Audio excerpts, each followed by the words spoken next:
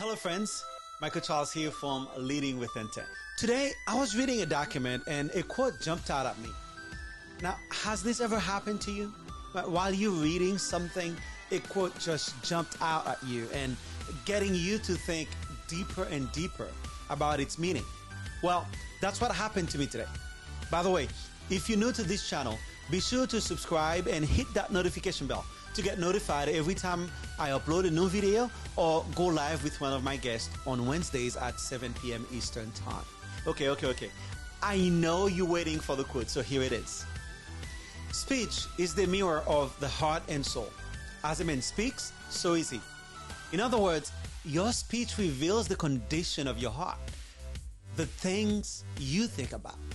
So, what is the condition of your heart today? If you're not sure, watch your speech and ask yourself, is my heart in critical condition? Are you living with a rotten or filthy heart? Now, some of us are, but we don't even know it. And we don't even remember how our hearts get that way. Now, some of us do, right? We can remember the moment, the day, the incident that was the catalyst to this condition.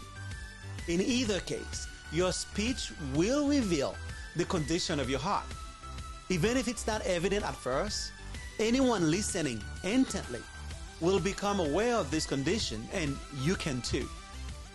As I share these thoughts with you, I'm reminded of my dear friend, sister, counselor, and spiritual advisor, Yannick Pierre, right? Who's always reminding me of this. Michael, she would say, our speech patterns reveals the condition of our hearts. Now, sharing these thoughts with you today reminds me of her and many of her encouraging and uplifting words, right? Pulling me higher and higher, always expressing her deep belief in my potential, who I can be, and the impact I can have in my world. Now, it's been a little bit over 3 months since she passed, and I miss her dearly, but her words will forever live in my heart. Now, I'm a firm believer in the nature versus nurture debate. So I believe with great certainty that if you don't like what your speech pattern is revealing about the condition of your heart, you have the opportunity to change that today, right? Right now. Every day you wake up and have the breath of life in you, you have yet another opportunity to be better, do better, and make an impact in your world. Now, if you know me for even a little bit, you know that I'm all about making an impact in people's world, right? That is my belief and goal for starting Light the World Foundation in 2009. And it's still my goal today. However, if you don't make positive changes in your own life now, you will soon find out that you can't continue to impact other people's life. As my mentor reminds me often, you cannot give what you don't have.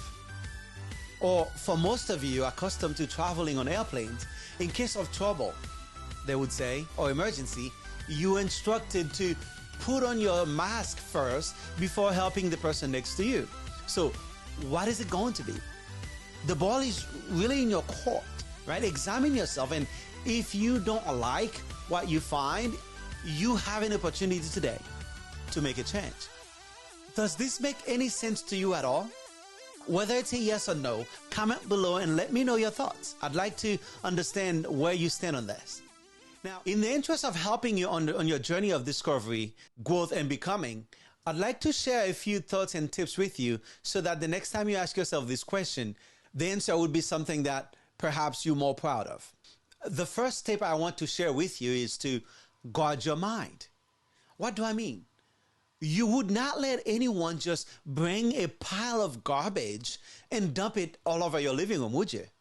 Then why do we let people do that to our minds? The mind is the most powerful weapon and tool we have to fashion ourselves, right? Both in the spiritual and in the physical, into the image we desire. So why do we pay so little attention to how other people treat it? Right? Most of this world suffer from what I call SNIAP. SNIAP is short for subjected to the negative influences of other people. Most of us allow this to happen to us without even realizing it. Then we wonder, why isn't our lives better today than it was 3, 6, or 12 months ago? If that's you, here's a hint. Mind what you let into your mind. Now, the second tip I want to share with you is to beware of your circle of influence.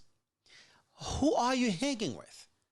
The good book says in 1 Corinthians 15:33, do not be misled. Bad company corrupts good character.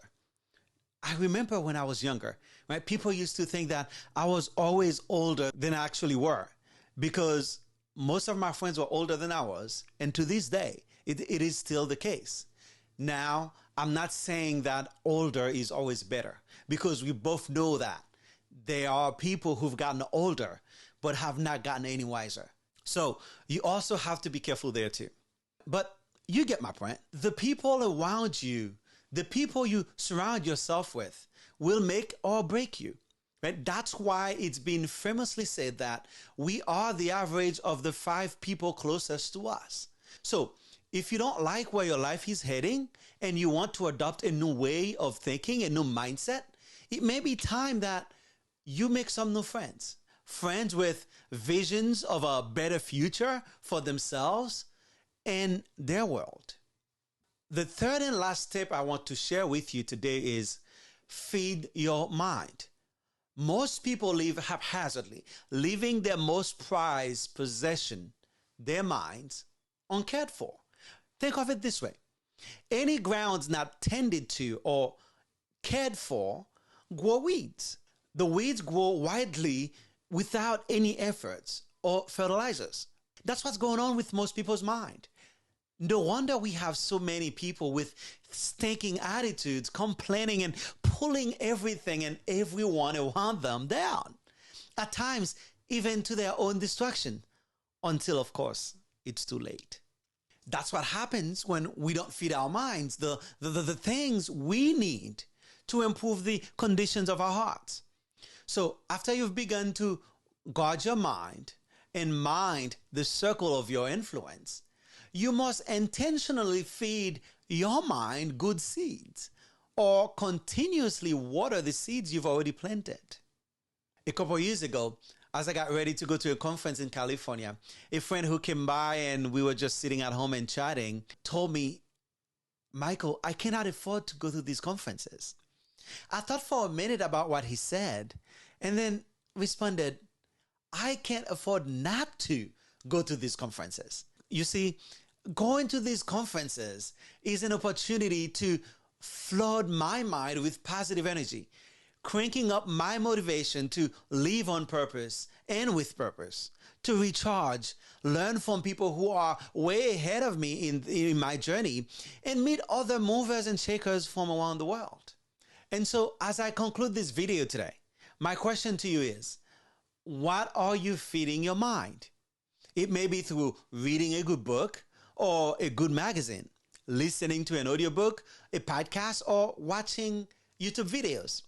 Of course, my videos included, or watching an inspiring and eye-opening TEDx video.